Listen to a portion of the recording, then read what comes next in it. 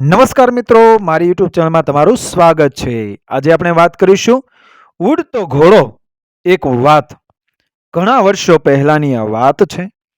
Greece દેશમાં એક નાનો બહાદુર રાજકુમાર રહેતો હતો. તે અનાથ હતો. તેનું નામ બેલેરફન હતું. તે ખૂબ ભલો હતો. સાથોસાથ મજબૂત અને હોશિયાર હતો. એટલે લોકો તેને ખૂબ ચાહતા હતા. ધીરે ધીરે તે મોટો થયો. તેને ફરવાનો ખૂબ શોખ હતો. એક વખત ફરતા ફરતા ખૂબ જ દૂર નીકળી ગયો. ધીરે ધીરે ચાલતા ચાલતા તે એક એવા પ્રદેશમાં આવી ચડ્યો કે જ્યાં માણસો અત્યંત દુઃખી હતા. અહીં એક ભયંકર રાક્ષસ રહેતો હતો. રાક્ષસ માણસોને ખૂબ હેરાન કરતો હતો. લાખો રૂપિયાનું અનાજ બાળી મૂકતો, અનેક ગામડાઓનો નાશ કરતો તથા માણસ અને પશુઓનો કચ્ચર ઘાણ વાળી નાખતો. આમ લોકો તેનાથી ખૂબ ત્રાસી ઉઠ્યા હતા. માણસોએ રાજાને આ બાબતમાં ફરિયાદ કરી હતી, પણ રાજા પણ એટલો જ ડરી ગયેલો હતો. તેથી તેણે એક ઢંઢેરો પીટાવ્યો હતો કે જે કોઈ માણસ રાક્ષસને મારી નાખશે તેણે રાજા મોટો બદલો આપશે. પણ કોઈ આ હિંમત કરતું નહીં, કારણ કે તે રાક્ષસ ખૂબ જ ભયંકર હતો.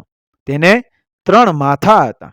એક માથું સિંહનું હતું, બીજું બકરાનું હતું અને ત્રીજું નાગનું હતું. અને જ્યારે શ્વાસ લઈને બહાર કાઢતો ત્યારે અગ્નિની મોટી મોટી જ્વાળાઓ બહાર નીકળતી. હવે જ્યારે રાજાએ બેલેરફનને જોયો ત્યારે તેને થયું કે બેલેરફન જેવો હોશિયાર અને બહાદુર બીજો કોઈ માણસ નથી. તેથી તેણે બેલેરફનને બોલાવી કહ્યું, બહાદુર રાજકુમાર, તારે બહાદુરી ભર્યું કામ કરવું છે? હા, મને તો ખૂબ ગમે છે. કુમાર બેલેરફને જવાબ આપ્યો. રાજાએ તેને રાક્ષસ વિશે વાત કહી અને પૂછ્યું, શું તું તે રાક્ષસને મારવા પ્રયત્ન કરીશ? જો તું તેને મારીશ તો હું તને મોટો બદલો આપીશ અને મારી કુંવરી પરણાવીશ તારી સાથે.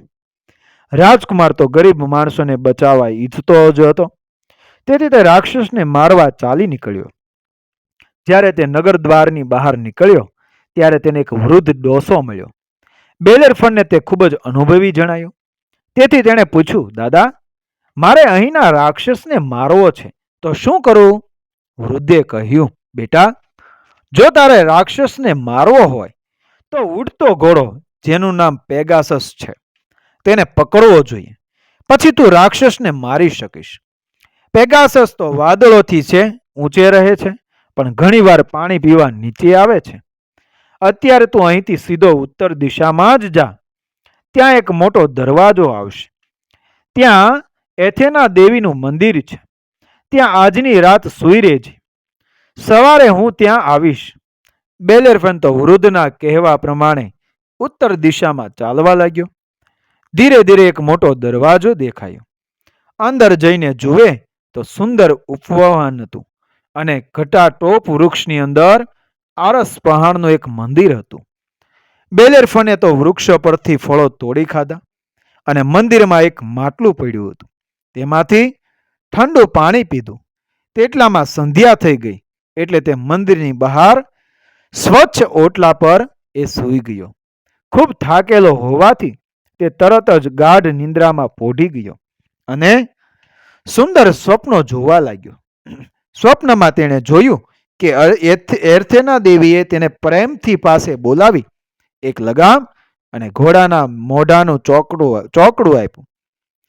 થોડી વારમાં તેનું સ્વપ્ન ઉડી ગયું અને જાગીને જુએ છે તો સવાર પડી ગઈ હતી અને તેની બાજુમાં લગામ અને ચોકડું પડ્યા હતા. એથેના દેવીએ ખરેખર તે વસ્તુઓ સાચે જ આપી હતી. બેલેરફન સમજી ગયો કે આ વસ્તુઓ મને ઉડતા ઘોડાને કાબૂમાં રાખવા માટે જ એ અપાય છે.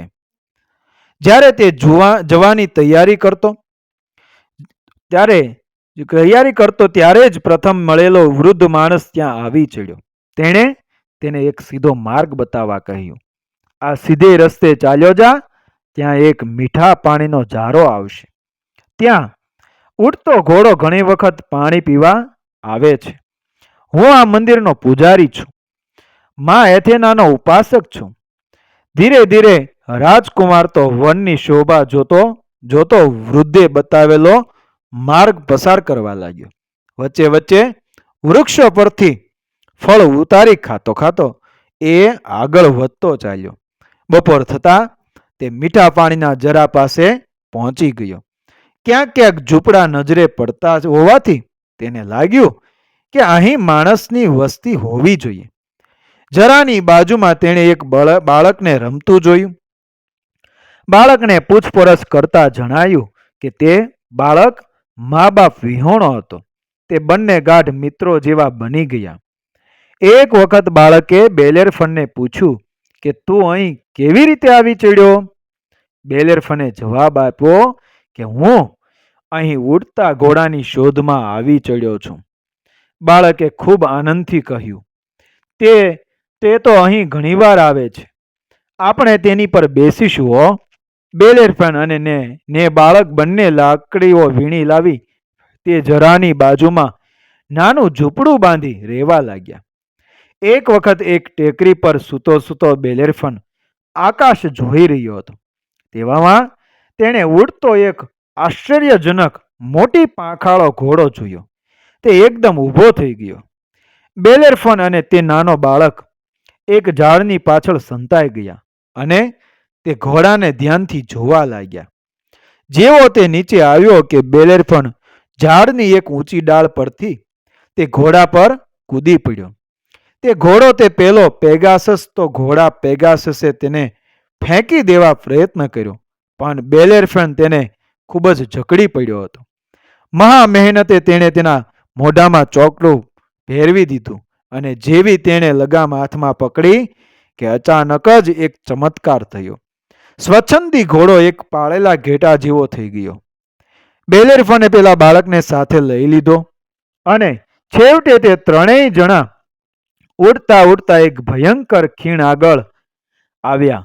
આ ખીણમાંથી ભયંકર અવાજ આવતો હતો.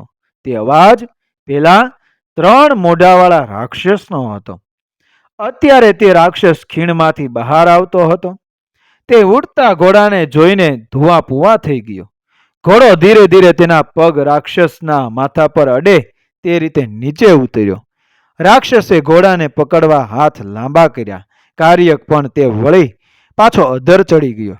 બેલેરફનની પાછળ બેઠેલા બાળકે તેને 2 તીક્ષ્ણ ભાલા આપી કહ્યું, તું આ બંને ભાલા તેની આંખોમાં માર.